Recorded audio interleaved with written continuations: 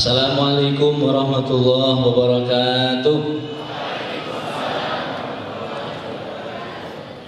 Bismillahirrahmanirrahim. Alhamdulillahi rabbil alamin. Wassalatu wassalamu ala asyrafil anbiya'i wal mursalin Sayyidina wa syafi'ina Muhammadin wa ala alihi wa sahbihi ajma'in, amma ba'du. Hadratul Mukarram, guru kami Prof. Yunus yang kami hormati, semoga selalu diberikan kesehatan oleh Allah Subhanahu wa taala.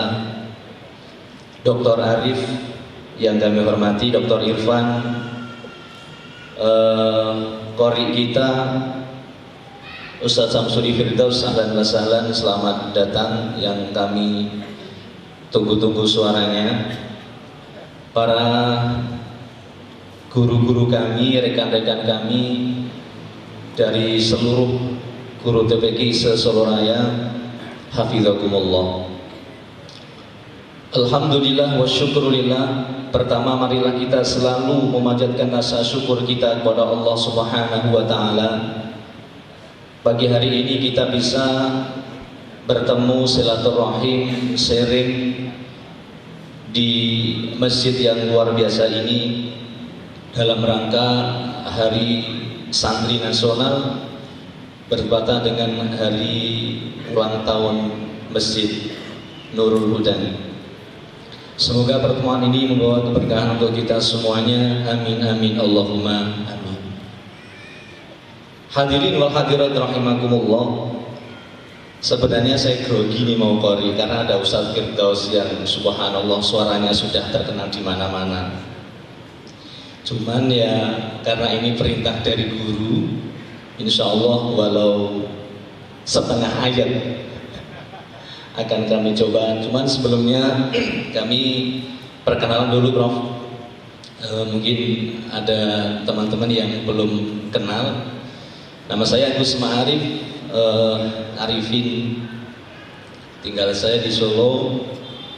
Kemudian aktivitas kami di dosen Fakultas Syariah IAIN Surakarta, juga pengasuh pondok pesantren Wadul Ma'arif di Boyolali dekat bandara. Kalau saya bilang Boyolali itu kayak jauh banget, apalagi Boyolali UNS ya, dekat bandara. Ibu tahu ya bandara yang ada pesawatnya itu nih. Kemudian sedikit kami juga mempunyai pengelola TPA TPQ, Prof. Saya tanya sama pengurusnya, diundang enggak? Enggak ada undangan itu, tak? Oh berarti kelewatan atau belum terdaftar di Kementerian Nasional. Kemudian sedikit tentang Al-Quran. Kami berjuang dengan Dr. Arif yang dulu masa-masa masih sekolah di Al-Azhar University Kairo, Mesir. Ada perkumpulan namanya Jamiatul Qurra Al-Indonesiyin, perkumpulan Ikatan Persaudaraan Qori dan Qoriah Indonesia. Di situ ketika ada tamu dari Indonesia mau bertamu ke Mesir, harus melalui screening kita.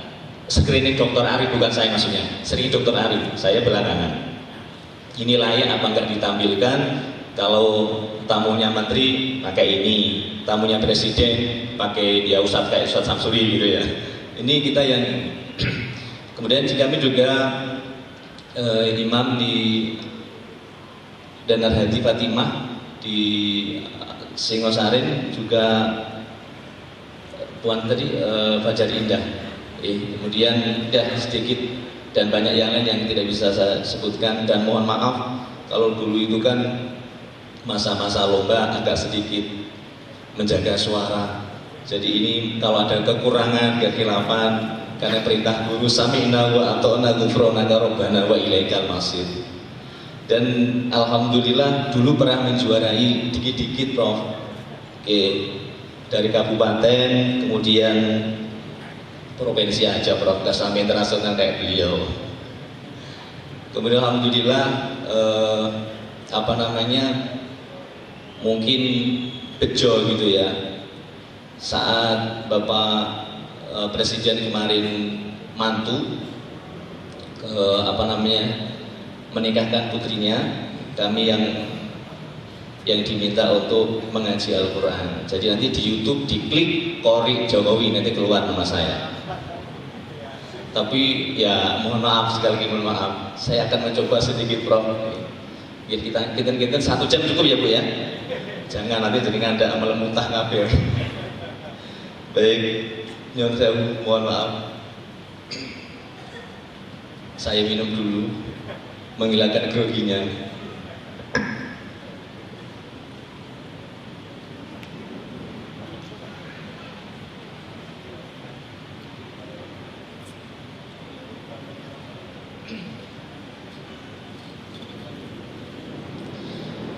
أعوذ بالله من الشيطان الرجيم.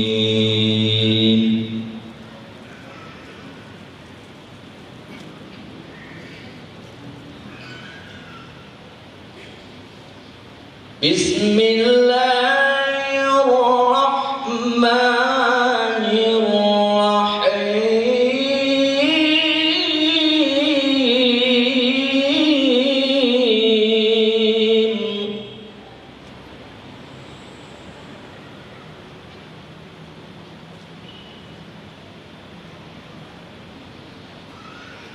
قد أفلح المؤمنون الذين هم في صلاتهم خاشعون.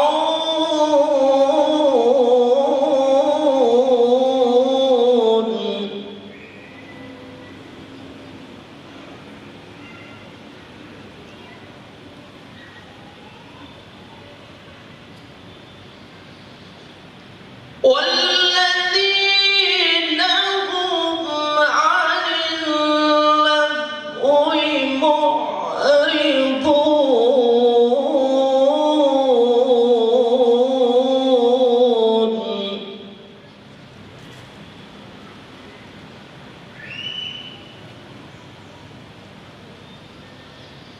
والذين هم للزكاة فاعلون.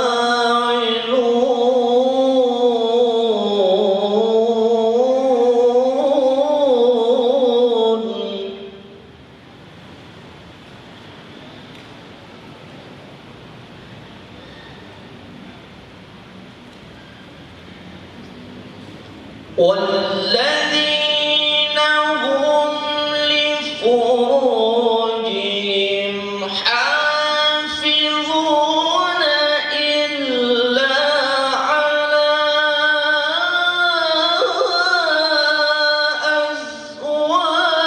أزواجهم أو ما ملكت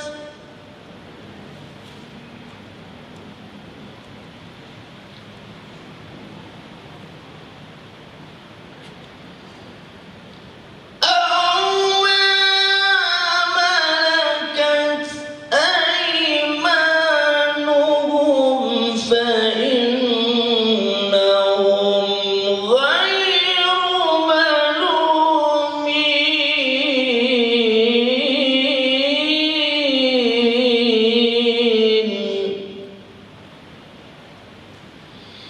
فمن ابتغى وراء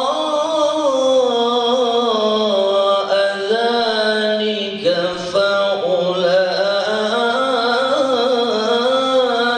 فأولئك هم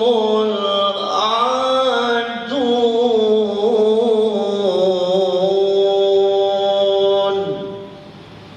صدق الله العلي العظيم. الفاتحة. بسم الله الرحمن الرحيم. إياك نعبد وإياك نستعين. صراط الذين أنعمت عليهم غير المغضوب عليهم.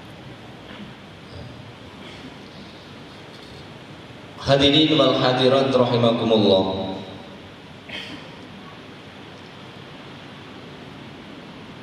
Rasulullah Shallallahu Alaihi Wasallam memberikan sebuah sabdanya kepada kita yang terkait dengan pondasi pembangunan peradaban manusia itu sendiri.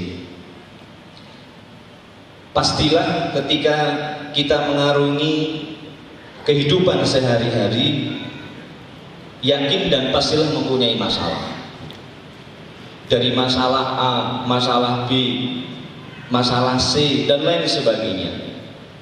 Maka ketika kita mempunyai masalah, Rasul menyampaikan curhatlah kepada Allah Subhanahu wa Ta'ala.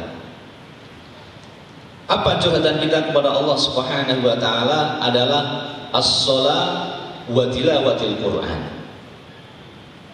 Ketika kita mempunyai masalah, makanya orang Islam itu jangan sampai galau. Ibu-ibu biasanya galau apa betul? Ibu sehari antara senang dengan dukanya lebih banyak mana? Halo lu. Suka dan dukanya. Ketika kita sehari dikatakanlah misalkan, insya Allah sehari kita itu kadang sukanya banyak, kadang dukanya banyak. Tapi Allah Subhanahu wa Ta'ala menyampaikan, wa basyiril ladzina amanu wa 'amilus shalihati anna lahum jannatin tajri min tahtihal anhar. Wa basyiril ladzina amanu. Berbahagialah kalian wahai orang-orang yang beriman, kata Allah. Berbahagialah kalian wahai orang-orang yang mempunyai keimanan kepadaku. Absyiru, i'lan, dalam tafsir disebutkan seperti itu. Allah memberikan kabar, informasi, wahai orang-orang yang beriman, kalian jangan sampai galau. Makanya kalau logika kita sudah tidak nyandak, serahkan kepada Allah Subhanahu wa Ta'ala. Wah, nuitan gimana Tad? Kalau kita sudah nggak bisa seleki, cara bahasa Inggris itu, diselehke kepada Allah Subhanahu wa Ta'ala, biar Allah nanti yang atur. Makanya ketika orang yang membaca Al-Quran, ketika orang yang mempunyai Al-Quran, ketika orang yang terus-menerus mendalami membaca tilawatil Quran, Allah akan memberikan sebuah kabar gembira yang luar biasa. Dulu ada salah seorang yang, mohon maaf, orangnya nggak terkenal, seorang khalifah Umar bin Khattab. Ketika dipanggil oleh Wazir Ziraah, menteri waktu itu, dipanggil oleh menteri, ya Umar, tolong saya carikan istilahnya ASN, seorang pejabat yang mana pejabat itu akan aku taruh di Menteri Ziraah, Menteri Perdagangan. Kira-kira ini yang saya panggil, yang saya tunjuk, orang yang terkenal atau orang yang saya kenal? Saya tak berdiri aja, dan ketok, dan saya urut. Halo, kira-kira ini yang saya tunjuk, orang yang saya kenal atau orang yang terkenal? Halo, halo, kita ibu, yang saya tunjuk, saya dapat info, tolong ini, saya butuh ini, ASN pejabat. Kira-kira orang yang saya kenal atau orang yang terkenal? Orang yang terkenal. Oh, ada Prof Yunus, Dr. Arif, Dr. Irfan, semua orang yang terkenal. Insya Allah siap. Kalau saya. Tapi ketika Umar mendapatkan sebuah tanggung jawab menikah, apa yang dilakukan? Umar langsung masuk ke masjid. Ngapain? Sholat, curhat kepada Allah Subhanahu wa Ta'ala. Ya Allah, saya ini ada tugas dari negara untuk memilih hamba-Mu, ya Allah, yang akan dijadikan nanti seorang pejabat di Kementerian Ziraah. Umar nangis, dungo. Nek anak dewi ini kan betul. Wah, tenang wae, ada Dr. Arif. Wah, saya tak kenal. Monggo Prof, saya kulo kenal. Yuk melaku koalisi. Lalu bagaimana? Kolusi. Tapi ini enggak.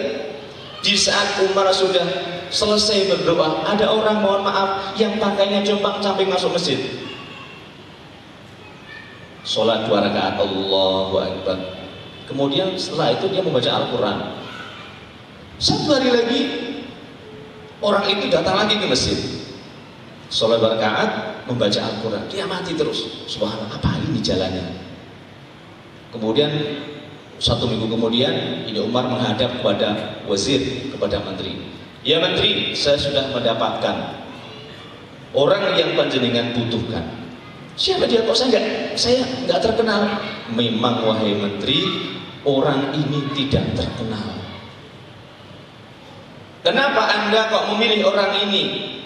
Yaumiyan, karena setiap hari saya selalu melihat dia membaca Al-Quranul Karim. Dia sering sholat sunat masuk ke masjid, kemudian tidak pernah saya melihat dia ketika masuk masjid tidur atau apa, mboten nate wahai umat. Saya sering melihat tiap harinya sholat 2 rakaat, kemudian dia membaca Al-Quranul Karim.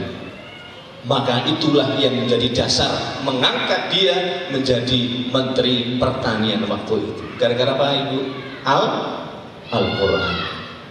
Makanya di masjid-masjid, di TPK, a'udzubillahi minasyaitonirrajim. Saya itu Prof punya murid macam-macam Prof. Yang profesor itu ada, nonem, nggak saya sebutkan namanya. Yang doktor, kemudian yang umur 76, yang umur 85. Subhanallah, satu ayat niki sing salah 10, kalau salah ke 5.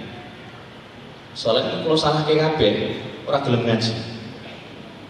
Angel men ngaji ini. Leres betul. Makanya apa? Guru TPQ, ya Allah, itu kan embrionya Al-Quran. Melatih peradaban, membangun peradaban itu dari guru TPQ ini. Kalau orang mengajarkan Al-Quran di pondok, saya enak, pondok selesai. Tapi kalau TPQ, umi mencret TPQ. Iya Banda, halo, leres betul ibu. Niku ganjarannya jenengan sak gunung Uhud, 5 gunung Uhud.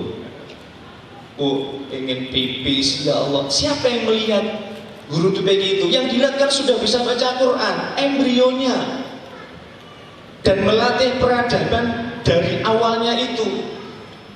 Oke. Ganti mau wali. Maka apa?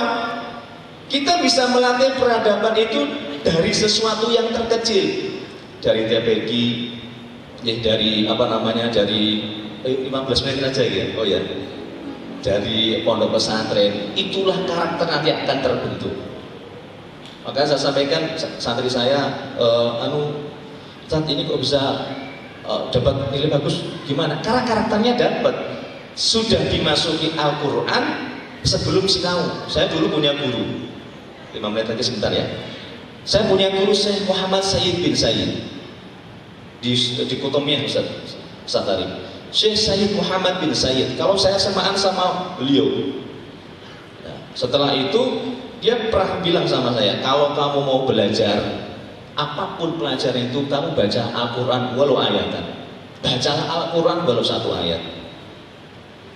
Makanya itu saya terapkan di para santri-santri saya.